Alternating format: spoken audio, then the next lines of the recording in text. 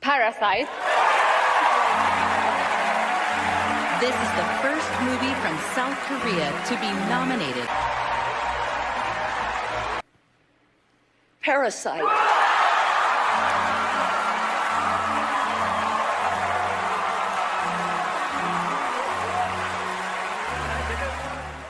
안녕하세요. 무비 헌터의 김예슬입니다. 제시카 외동딸 일리노이 시카고 과선배는 김진모 그는 내 사촌 일명 제시카송이라 불리는 노래를 전 세계에 퍼뜨린 영화 기생충. 오늘은 지금 보기에 가장 시의적절한 영화 기생충에 대해 소개하도록 하겠습니다. 영화 기생충은 2019년 5월 30일에 개봉했는데요. 매번 봉준호 감독의 영화에 출연한 이른바 봉준호의 페르소나 송강호 씨와 이성균 씨, 또 조여정 씨, 최우식 씨, 박소담 씨 등이 출연해서 열연을 펼쳤습니다.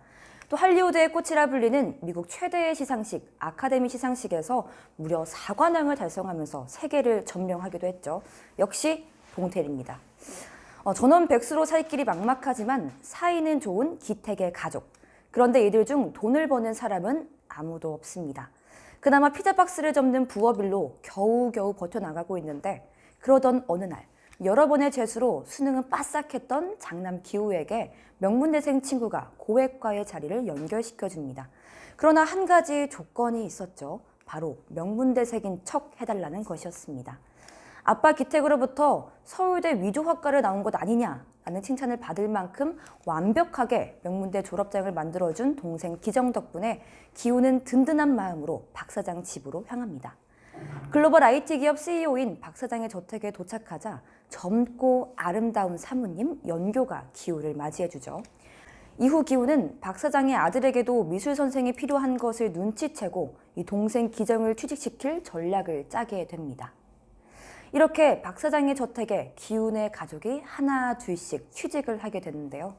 그러나 이 두 가족이 만난 뒤 걷잡을 수 없는 사건이 벌어지게 됩니다. 과연 기택의 가족은 어떤 삶을 살게 될까요? 네, 봉태일이란 별명이 붙을 만큼 영화 속에는 정말 작은 디테일들이 숨겨져 있는데요. 오늘 제가 4가지 정도만 소개하도록 하겠습니다. 먼저 첫 번째, 유심히 볼 디테일은 바로 카메라의 무빙인데요. 기생충을 보다 보면 유난히 카메라의 구도가 상하로 움직인다는 것을 확인할 수 있습니다. 물론 다른 영화에서도 확인할 수 있는 기본적인 무빙이지만 영화 기생충에서는 정말 집착스러우리만큼 상하 무빙을 사용하면서 관객들에게 무언가를 전달하고자 하는 것처럼 느껴집니다. 이 상하 무빙은 부자와 가난한 자들을 표현하는 상징적 표현 방식으로 생각할 수 있는데요. 이 표현 방식은 박 사장 부부의 쇼파씬에서 눈에 띄게 드러납니다. 약간 조금 으릇한 장면이죠. 네, 숨막히듯 좁은 공간인 식탁 아래에서 이 생존을 위해 숨어있는 기택 가족과 또 기택 가족 바로 위에 위치해서 이 쾌락을 위해 움직이는 박 사장 부부의 모습을 보여주면서 이 둘의 사회적 위치를 극명하게 보여주고 있습니다.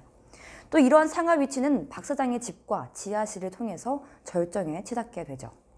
다음으로 두 번째는 정말 작은 디테일입니다. 바로 기택 가족이 마시는 이 맥주, 술에 관한 부분인데요. 기택 가족은 영화의 초반에서 과자와 함께 비교적 저렴한 맥주인 필라이트를 마십니다.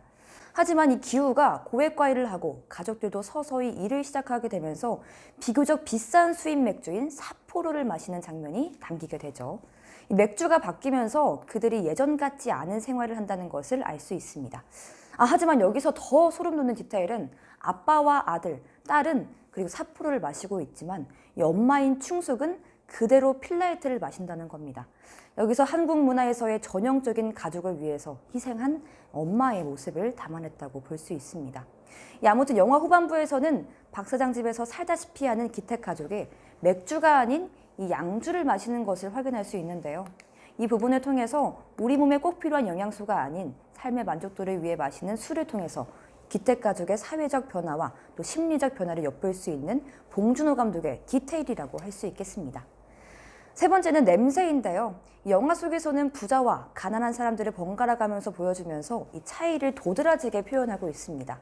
이 가난한 것을 숨기고 박 사장의 집에 들어가야 하는 기택 가족들은 자신의 언행과 또 옷매무새 등을 정돈하고서 그들에게 다가가는데요. 이 대표적으로는 박 사장의 가족들의 대화에서 조금씩 섞여 쓰이는 영어와 또 기택 가족 대화에서 쓰이는 욕설을 비교해 볼 수 있습니다. 기택 가족이 박 사장 집에 들어가면서부터는 욕설을 거의 하는 모습을 찾아볼 수 없는 것을 확인할 수 있는데요. 이렇게 그들은 외적으로는 보이는 모든 것들을 숨겼지만 딱 하나, 냄새만은 숨기지 못했습니다. 영화에서 박 사장은 이 기택의 냄새를 설명하면서 불쾌함을 표출하는데요. 이는 겉모습은 바꿀 수 있지만 이 근본적인 것은 바뀌지 않는다는 상징적인 의미로 또 해석해 볼 수 있겠습니다. 마지막으로 네 번째는 바로 모스부호인데요. 영화에서 모스부호는 피지배 계층이라 할 수 있는 가정부 부부와 또 기택 가족만 사용합니다. 그리고 지배 계층 중에서는 박 사장의 어린 아들인 다송만 해석할 줄 아는데요. 그런데 이 다송이에게는 모스부호는 단순한 놀잇감일 뿐이어서 큰 의미를 부여하지 않습니다. 그 예로 가정부의 남편이 도와달라는 이 모스부호를 보내고 다송이 그것을 해석하는 것처럼 보이지만 별 행동을 보이지 않고 그냥 넘어가게 되죠. 하지만 영화 후반부에서는 이 기택이 자신의 안부를 모스부호로 전하는 것을 아들인 규가 하나하나 정성을 다해서 해석하는 장면이 담깁니다. 이를 통해서 피지배 계층의 언어는 알고 있지만 그들을 이해하지 못하고 또 이해하지도 않으려는 이 지배 계층을 표현한 도구로 모스부호로 사용했다고 해석해 볼 수 있겠습니다.